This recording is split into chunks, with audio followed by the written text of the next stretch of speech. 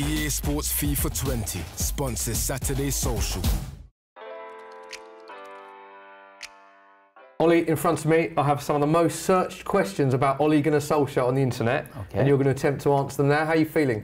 I'm not sure if I know all the answers, but let's see. Hopefully you do. Yeah, let's see. Okay, first up, where was Ole Gunnar Solskjaer born? I was born in Kristiansund in Norway. And there's a Kristiansand, that's south, and there's a Kristiansund, that's north in Norway. So I remember first time I booked a flight from Manchester back home. They booked me to Kristiansand. No. The wrong, yeah. So did you get on the wrong flight? Or? No, I luckily I checked it before. Right, so Kristiansund. Kristiansund, yeah. not Kristiansand. Yeah. A little birdie tells me that you've got a Hollywood-esque sign as well. Am I right in thinking there is a 20 legend sign, like the Hollywood sign, about you in Norway? Is that right? In Kristiansund, we do have a sign up on over the other side from where I live, and it depends on the theme of the week or the time of year. So if it's Christmas, it's something about Christmas, Merry Christmas. And when I got the job over here, it was my sign. Oh, so they changed the sign. So they changed it all the time. Right. Did you get photoed by the sign at all? At any point? I wasn't up there, no, I wasn't. But I've got the picture of the sign. So Brilliant. It's nice to have. Love that. The other thing I wanted to ask you about your childhood, obviously you had a passion for football from a young age, but were you also a wrestler as well? Is that right? I used to wrestle, because my dad was apparently a good wrestler. Right. He was Norwegian champion, and he used to take me, more or less every winter for a few months, and then I got fed up of being thrown around. Because one of the best in the country was in my weight class and age group, so it wasn't for me. So straight away, wrestling away, give me the football. Yeah. Okay, love that. Next question. How tall is Ole Gunnar Solskjaer? What do you think? What do I think? In centimetres? 6'1"? No, I'm not. But actually, it's so many people, when they see me, you're taller than I thought, because I was stood next to big centre backs when I played. Yeah. Now I'm 179 in centimetres, 5'11"-ish. Okay, I don't think it's fully 6 foot, no. Okay, so that is one that people know. They now 179. know. 179, 5'11", there you go. Interesting one. What was Ole Gunnar Solskjaer's nickname? Oh, that was Babyface Assassin, wasn't it? Yeah. Who came up with that nickname? Probably a journalist, I don't know, because I was quite young looking, youthful, so Roy Keane thought I was a little apprentice that won a day at Man United when I came, so I don't mind that. Next up, what is the Ole Gunnar Solskjaer chant? Oh, I can't sing it here now, can you don't want to sing it? No, there's been a few. I've been lucky enough that the fans have. I've got an easy name, so obviously it started with just my Ollie, and I'm not going to sing, please, because it can and will be used against you. But, okay, fine. Ollie's at the wheel as well, of course. Yeah, that was very popular at a certain period, and then now it's gone. We'll have to make sure we're getting it back. Love it, love it. Next up, is Ollie the best ever super sub? I would think so, yeah. I've seen, obviously, Jermaine Defoe, he's come on and scored a few goals. Giroud scores quite a few goals coming on. But for me, I was the best sub I could ever be for Man United when I played, because it was a privilege to be here, and if the gaffer gave me 20 minutes, that was my 20 minutes to make sure I was in contention for the next game. Yeah. Which he knew, so he knew he was always going to get the best. Yeah, he was brilliant. Alan Smith was a good sub. He always said, if I get 20 minutes, that's my chance. For 20 minutes, I have to run like it's 90. So, but I think I was a decent sub, yeah. It's interesting you say 20 minutes there, because you famously came on in that Nottingham Forest game. I remember this so vividly. But you scored 4 goals, but people forget you came on in the 71st minute. Yeah. There's a lot of goals to score in a short period of time. Yeah, but then again, that's, we were a fantastic team, brilliant. Yeah. You just going forward, and the ball just landed in my feet a few times there. And but 20 minutes was, you need 20 minutes to come on and make an impact, really. 10 is a little bit too, that's not enough. Half an hour, perfect, but 20, okay. 20 was fine. And did you used to study? I read an interesting article with Sir Alex Ferguson said you used to study when you were on the bench, opposition and players. You were very much involved, even when you weren't on the pitch. That's what I made him think. Anyway. That's what you made him think, was it? No, I was very interested in football, and of course I knew there was a big chance I was going to come on. Yeah. So I always tried to study the opposition, weaknesses, good players, bad players. So I tried to find a tactical solution to when I came on anyway. Love it. Come on and score 4 goals in 20 minutes, not bad. Next up, what hobbies does Ole Gunnar Solskjaer have? So aside from football, what does Ole like doing? I like watching, obviously, TV series nowadays. I don't have time for enough movies. Yeah. Got a cinema room back home. Oh, nice. When I built the house, I thought, sit back and enjoy the films, but I don't have time for that anymore. Do you know? So I used to love watching movies before when you were a player, because then you have plenty of time. Yeah. I used to play Football Manager when I was a player. Okay. But TV series at the moment, or watching my kids play football or go to training and stuff. So most of the time is spent with the kids. Okay, and one of your kids is a professional footballer, is that right? No, he's not getting paid, so you can't really call him a professional footballer. But he's good, isn't he? All three can play football, yeah. So as long as they enjoy it, they can pursue whatever they want. They can carry on. Okay, and going back to films, you said box sets and films. What are you into at the minute when you do have the time? At the moment, it's actually Succession. Series. I don't know. No, and obviously you've had the Game of Thrones and all these, but Jerry Seinfeld, and so I'm into a few different ones, and if it's about 45 minutes, that's just enough before I fall asleep. Yeah. Okay, 45 minutes, love it. Next up, did Ole play with Ronaldo? Yeah, I played. He's got a couple of assists for me, and I've got a couple for him. So. And I got the pleasure of coaching him when I had to retire. Yeah. So fantastic professional. He came to us when I was 30, and of course I'm just trying to get my first team place secured. Bex had gone to Real Madrid. I started the season when Cristiano came to us, but then I got injured early on. So, but fantastic human being and an unbelievable player. When he came in, because obviously he's gone on to have a phenomenal career, one of the greatest players of all time, could you see straight away how good he was going to become? Definitely. You could see it straight away when we played against him. Really, yeah. Sporting Lisbon. We'd just been to the US pre-season tour and we played him. I played in front of John O'Shea, so I was on the right wing, John O'Shea was right back, and Cristiano was left wing for them. I think we gave him the move. I think he just ran circles around us. He was, and the boys just said, we need to sign him. Like that, and then the rest is history.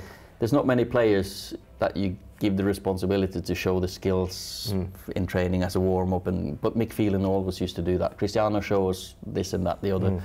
And I think everyone could see we've got a special talent. Yeah, what a player. Okay, next up, does Ole have a knighthood? Oh yeah, I did get the Order of St. Olav back home in Norway a few years ago. Okay, tell us about what that means and how you get it. That is for my work as an ambassador for UNICEF and how I've behaved, probably, if you'd like to put it that way. Nothing to do with football. Okay, but proud moment nonetheless. Of course, when you got the pleasure and honour of meeting the King, audience with the King, that was great. And he's very interested in sports, so he's a good. It's a good conversation. Were you nervous meeting him? Of course you are. Yeah. Oh, of course. Of course. Okay. What does Ole Gunnar Solskjaer think of Sir Alex Ferguson?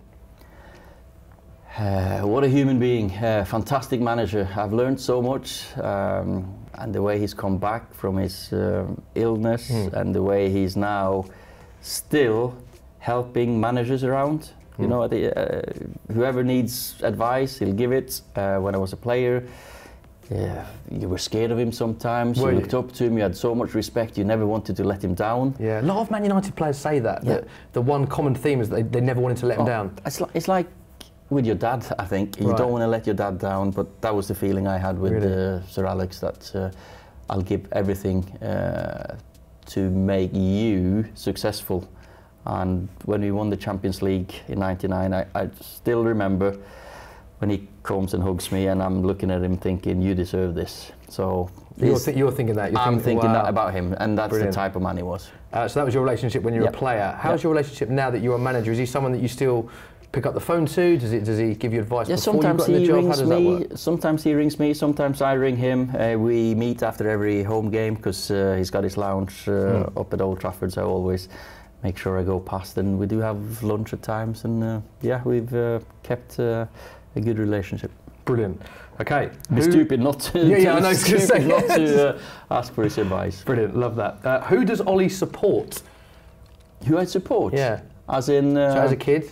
I was unbelievably interested in football, and I used to make up my own games, like football manager games. So it was English football, but the first team I remember really supporting is Brazil.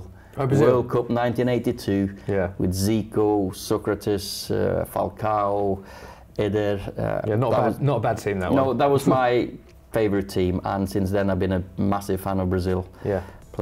Lucky enough to play against them in the World Cup, beat them. Yeah. And no, that's used to be my favourite football team. Football team. Okay. Last few. What is Ole Gunnar Solskjaer's favourite ever goal? I think I know the answer to that one. Can you confirm? Well, it's hard to say that because the one you score in the Champions League final is the first that you think of, and it's like.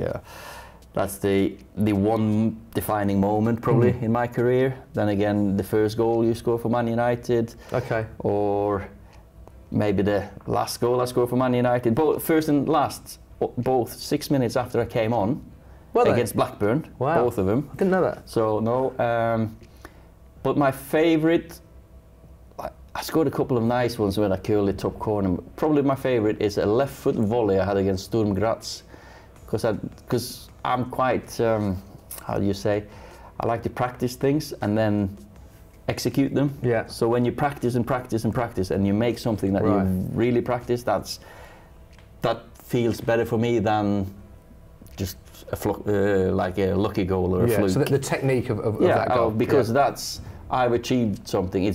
That's all down to me and my practice, and it's not anyone else really. And that volley against Sturm Graz is probably, because I did practice, that's a very special.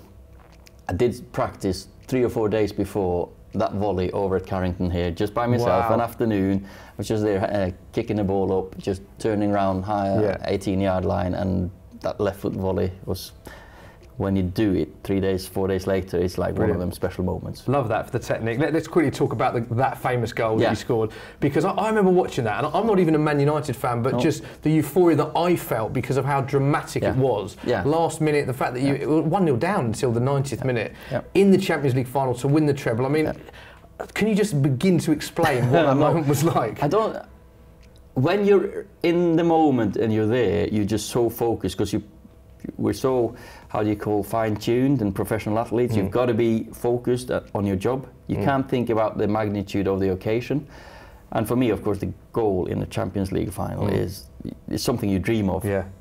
But when I scored it, you were just in the moment. Yeah, wow. And it's not like you can explain. I was just so focused, and ruined my dream of playing another half an hour in the Champions League final. Because when Teddy equalised, I thought, wow, these 30 minutes now in injury time or extra time will make me a better player. But then I scored a goal, so it didn't make me a better player. I did get the experience of playing. Slightly gutted about it, that half an hour of experience to play a Champions League final extra would have been a good experience for me, but I'd rather take the goal. Brilliant, yeah, I'm sure you will. Last one, what music does Ole Gunnar Solskjaer like? I'm old school. So, Bob Dylan, David Bowie, Rolling Stones, Elvis. Oh wow! Guns N' Roses. Really old school. I'm really old school. So Elvis is my first musical experience, and I've been a fan ever since. All the live concerts, listen to it still when I'm driving in. Do you still listen to Elvis and Bob Dylan and Stones? Yeah, but I would say Bob Dylan is, because I've been to loads of concerts with Bob Dylan, and that's he's a guy and you really look up to, and it would be fantastic to meet one day. Yeah, love that. So when the players now put on a bit of grime music or R&B, how do you react? You know, you've got these discussions on taste of music. The dressing rooms now are horrible for me. It's just I cannot for the life of me understand how they get to a state or a state to play football in with the music they listen to. I used to listen to music myself, but Guns N' Roses, it used to give me loads of energy and maybe some anger. Sometimes you need to be angry when you play football as well. Okay, brilliant. So, but if I want to chill out, I've got Bob Dylan's probably my favourite. Bob Dylan's the one. Ollie, thank you very much for your time. Enjoyed that. Thank you very much. Top man. Pleasure. Cheers.